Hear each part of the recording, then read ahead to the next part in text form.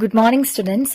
ഇന്ന് നമ്മൾ ഡിസ്കസ് ചെയ്യാൻ വേണ്ടി പോകുന്നത് നമ്മുടെ +1 ബിസിനസ് സ്റ്റഡീസിലെ social responsibilities of business and business ethics എന്ന് പറയുന്ന പാഠഭാഗത്തിലെ ബിസിനസ് ആൻഡ് എൻവയോൺമെന്റൽ പ്രൊട്ടക്ഷൻ എന്ന് പറയുന്ന ഒരു ചെറിയ ഭാഗത്ത് നമ്മൾ കോസസ് ഓഫ് പൊല്യൂഷൻ അല്ലെങ്കിൽ ടൈപ്സ് ഓഫ് പൊല്യൂഷൻ പഠിക്കുന്നുണ്ട്. അതാണ് ഇന്ന് നമ്മൾ ഡിസ്കസ് ചെയ്യാൻ വേണ്ടി പോകുന്നത്. അതൊരു ജനറൽ ടോപ്പിക് ആണ് അല്ലെ. എന്താണ് എൻവയോൺമെന്റൽ പ്രൊട്ടക്ഷൻ, എന്തൊക്കെയാണ് പൊല്യൂഷൻ, എന്താണ് പൊല്യൂഷൻ, അല്ലെങ്കിൽ എങ്ങനെയൊക്കെയാണ് പൊല്യൂട്ടഡ് ആവുന്നത് എൻവയോൺമെന്റ്, ആ ടോപ്പിക്കിനെ പറ്റിയിട്ടാണ് നമ്മൾ ഇന്ന് ഡിസ്കസ് ചെയ്യാൻ വേണ്ടി പോകുന്നത്. നമുക്കറിയാം, നമ്മുടെ ബിസിനസ് ഓർഗനൈസേഷൻ എന്ന് പറയുന്നത് നമ്മുടെ എൻവയോൺമെന്റിൽ എക്സിസ്റ്റ് ചെയ്യുന്ന ഒന്നാണ്. അതായത് അതിന് നമ്മുടെ ചുറ്റുപാടുള്ള എല്ലാത്തിനോടും ഒരു കണക്ഷൻ ക്രിയേറ്റ് ചെയ്ത് വെക്കുന്നുണ്ട്.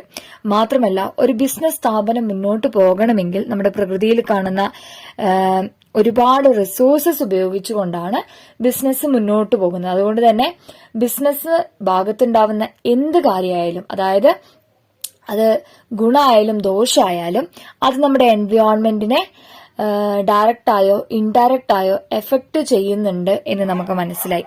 അപ്പോ നമ്മൾ ഇന്ന് ഡിസ്കസ് ചെയ്യാൻ വേണ്ടി പോകുന്നത് ഒരു ബിസിനസ് സ്ഥാപനത്തിന്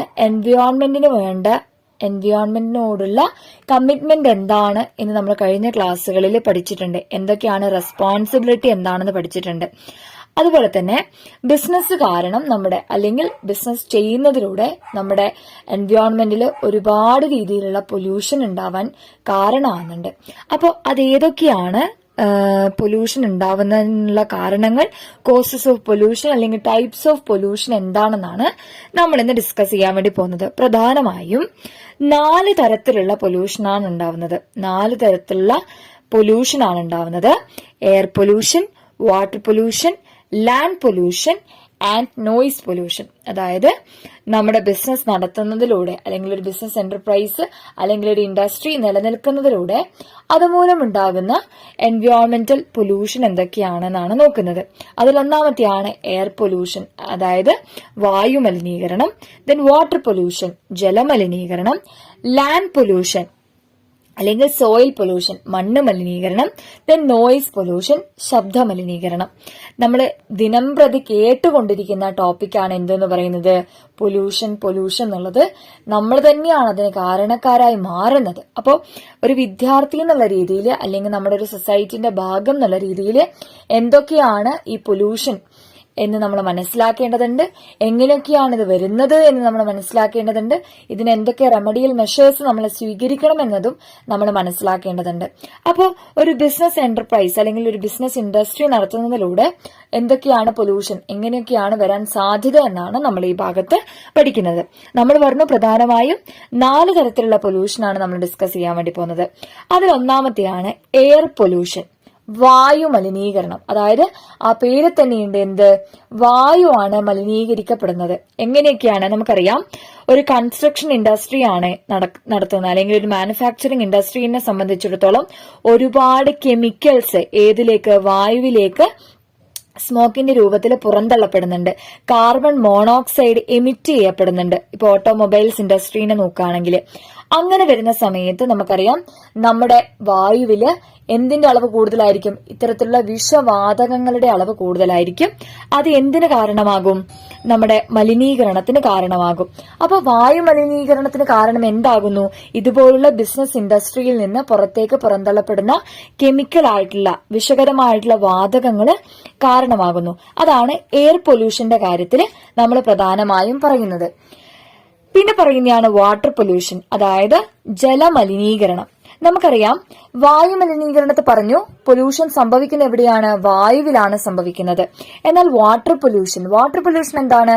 ജലമലിനീകരണം ജലത്തിലാണ് അല്ലെങ്കിൽ ജലാശയങ്ങളിലാണ് മലിനീകരിക്കപ്പെടുന്നത് എന്ന് നമ്മൾ മനസ്സിലാക്കണം.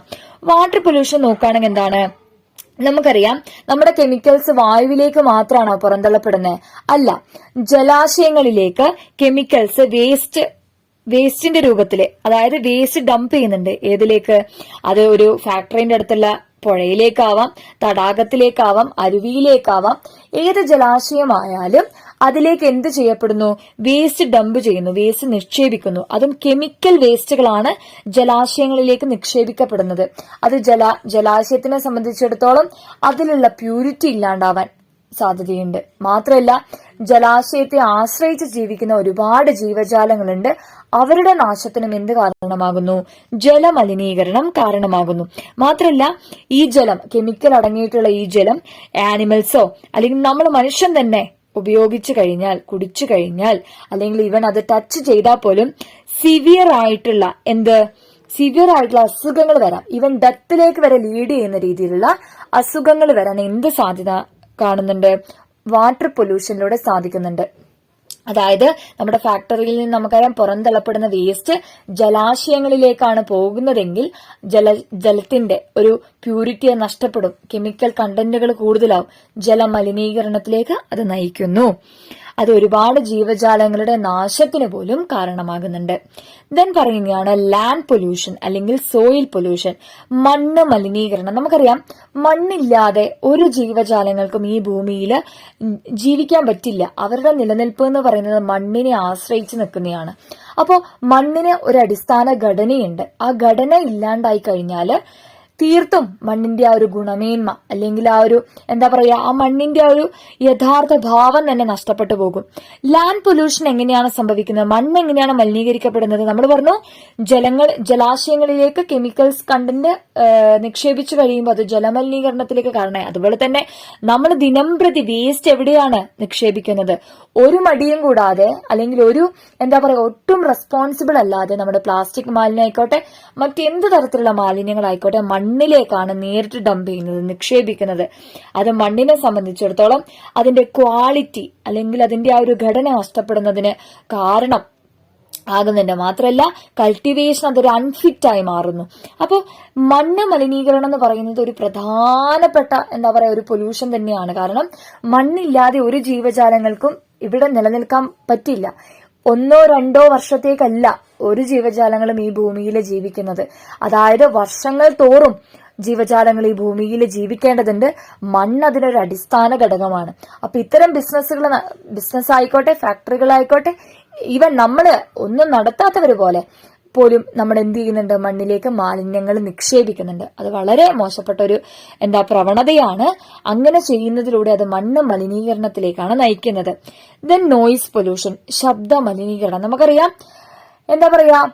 എങ്ങനെയെന്നില്ലാതെ നമ്മൾ എങ്ങനെ ചുറ്റുപാടിനെ അസ്വസ്ഥമാക്കാൻ പറ്റുമോ ആ രീതിയിലെല്ലാം നമ്മൾ മനുഷ്യനടക്കമുള്ളവര് എന്ത് ചെയ്യുന്നുണ്ട്?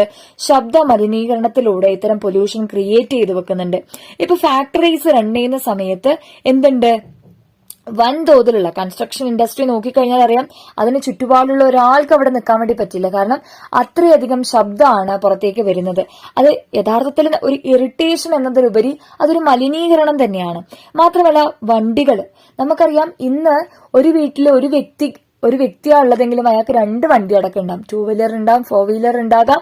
അപ്പൊ എവിടെ പോകണമെന്നുണ്ടെങ്കിലും നമ്മൾ നമ്മുടെ പേഴ്സണൽ വെഹിക്കിൾ എടുത്തിട്ടാണ് പോകുന്നത്. പബ്ലിക് ട്രാൻസ്പോർട്ട് അപ്രോച്ച് ചെയ്യുന്നതിന്റെ അളവ് കുറവാണ്. അപ്പോ വാഹനങ്ങളുടെ എണ്ണം ദിനംപ്രതി കൂടുന്ന സമയത്ത് നിങ്ങളൊരു മെട്രോ സിറ്റിയിലാണ് ജീവിക്കുന്നത്, നിങ്ങൾക്കറിയാം എത്രത്തോളം ശബ്ദ മലിനീകരണം ഉണ്ട്. അത് ഹോണുകളുടെ ഒച്ചയായിക്കോട്ടെ, അല്ലെങ്കിൽ വണ്ടികൾ ചീറിപ്പാഞ്ഞതിന്റെ ഒച്ചയായിക്കോട്ടെ, അങ്ങനെ ശബ്ദ മലിനീകരണത്തിന്റെ അളവ് ഈ ഒരു കാലഘട്ടത്തിൽ വളരെയധികം കൂടുതലാണെന്ന് നമുക്ക് പറയാം.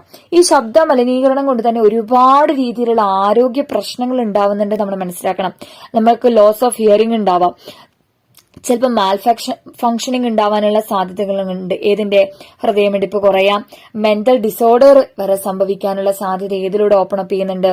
നോയിസ് പൊല്യൂഷനിലൂടെ ഓപ്പൺ അപ്പ് ചെയ്യുന്നുണ്ട്.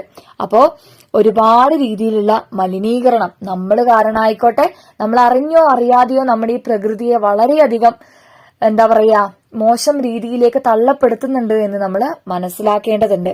നമ്മൾ പറഞ്ഞു, ഒരു ബിസിനസ് സ്ഥാപനത്തിന്റെ ഉത്തരവാദിത്തം മാത്രമല്ല എൻവയോൺമെന്റൽ പ്രൊട്ടക്ഷൻ എന്ന് പറയുന്നത്.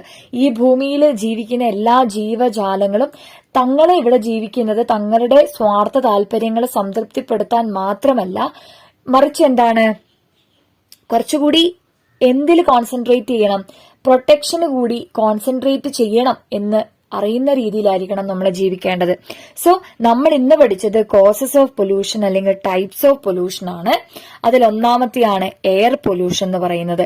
എയർ പൊല്യൂഷൻ എന്ന് പറഞ്ഞാൽ air pollution arises due to smoke and other chemicals from manufacturing plants, carbon monoxide emitted by automobiles, etc. It has created a hole in the ozone layer leading towards global warming. Air pollution എന്ന് പറയുമ്പോൾ നമുക്കറിയാം chemicals പുറന്തള്ളുന്നതിലൂടെയാണ്. Even ഒരു ചെറിയൊരു കാര്യമായി നമുക്കത് തോന്നുമെങ്കിൽ പോലും global വാർമിംഗിലേക്ക്, ആഗോള താപനത്തിലേക്ക് വരെ നയിക്കാനുള്ള ശക്തി ഏതിനുണ്ട്? എയർ പൊല്യൂഷൻ ഉണ്ട്.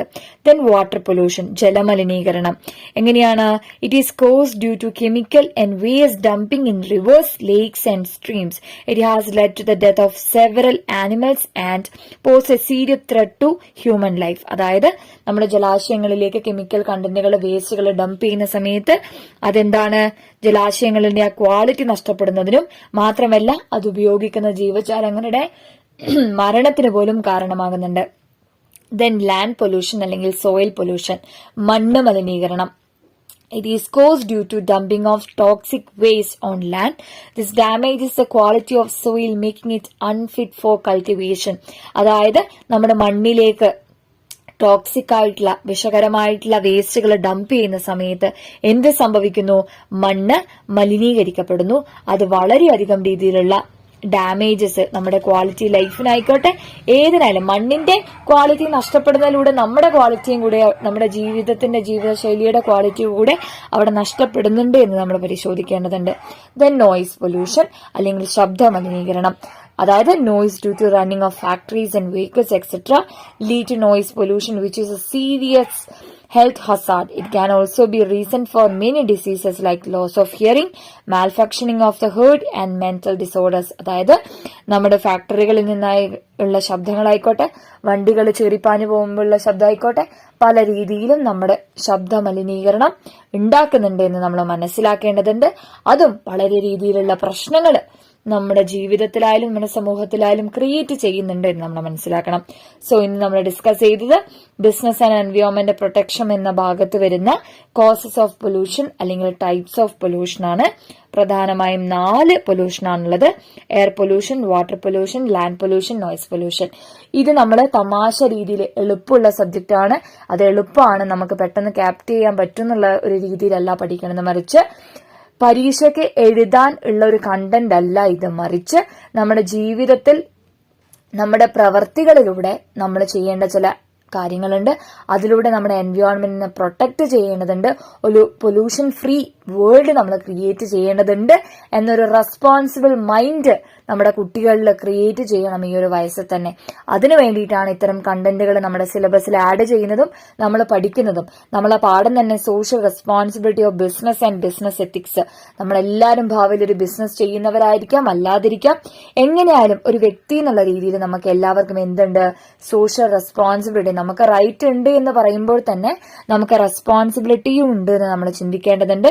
നമ്മുടെ എൻവയോൺമെന്റ് എന്ന് പറയുന്നത് മനുഷ്യർക്ക് മാത്രമുള്ള ഒന്നല്ല, മറ്റ് ജീവജാലങ്ങളും അവിടെ ജീവിക്കുന്നുണ്ട്. അവരുടെ സംരക്ഷണം, പ്രകൃതിയുടെ സംരക്ഷണം നമ്മുടെ ഓരോരുത്തരുടെയും ഉത്തരവാദിത്തമാണ്. നമ്മുടെ പ്രവർത്തികൾ അത്രയും പ്രകൃതിയുടെ സംരക്ഷണത്തിന് അനുയോജ്യപ്രദമായിട്ടുള്ളതായിരിക്കണം എന്ന് നമ്മൾ ഓരോരുത്തരും ഉറപ്പുവരുത്തണം. സേവ് നേച്ചർ ഫോർ ഫ്യൂച്ചർ എന്നുള്ള ഒരു കൺസെപ്റ്റിലായിരിക്കണം എല്ലാ വിദ്യാർത്ഥികളും, എല്ലാ മനുഷ്യരും ഈ ഭൂമിയിൽ ജീവിക്കേണ്ടത് എന്ന് മാത്രമേ ഈ ക്ലാസ്സിൽ പറയാനുള്ളൂ. സോ നന്നായി പഠിക്കുക, ഈ കണ്ടന്റ് മനസ്സിലാക്കി, അർത്ഥം മനസ്സിലാക്കി അത് ലൈഫിൽ ഇംപ്ലിമെന്റ് ചെയ്യാൻ പറ്റുന്ന രീതിയിലായിരിക്കണം നിങ്ങൾ എല്ലാ കണ്ടന്റുകളും പഠിക്കേണ്ടത് എന്ന് മാത്രം പറഞ്ഞുകൊണ്ട് നമുക്ക് അടുത്തൊരു ടോപ്പിക്കായിട്ട് അടുത്ത ക്ലാസ് കാണാം.